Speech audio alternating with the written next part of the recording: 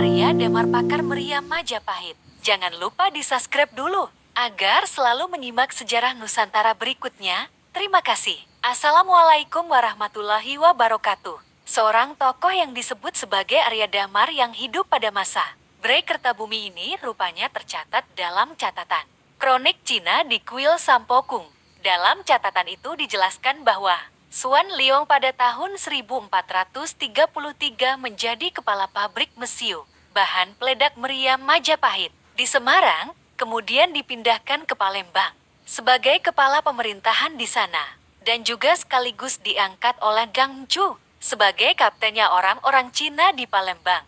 Menurut analisis yang dilakukan Slamet Mulyana, bahwa sosok Suan Liong yang diceritakan dalam kronik Cina, Kuil Sampokong, adalah tokoh yang disebut juga dengan nama Arya Damar.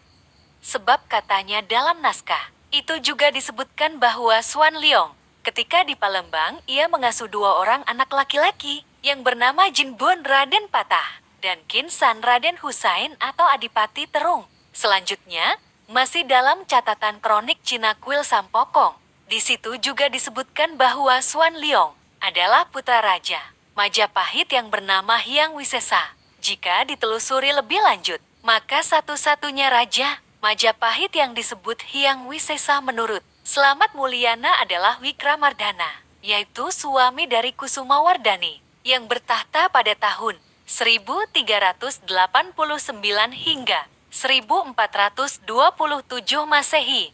Dalam naskah kronik Cina Kuil Sampokong juga disebutkan bahwa Suan Liong terlahir dari seorang ibu yang berdarah Cina. Dengan demikian, maka tokoh ini dipastikan sebagai tokoh peranakan. Memahami dari kisah di atas dapatlah kemudian dipahami bahwa Arya Damar itu lahir sebelum Bre Kertabumi Brawijaya V memerintah 1447 sampai 1478, dan ia sudah berkiprah dalam tatanan ketentaraan Majapahit sejak zaman Rani Suhita, kakak tirinya. Ia dipercaya mengurusi penyediaan mesiu sebagai bahan keperluan meriam atau senjata-senjata lainnya. Demikianlah sejarah Nusantara kali ini, dan nantikan sejarah Nusantara berikutnya. Terima kasih. Wassalamualaikum warahmatullahi wabarakatuh.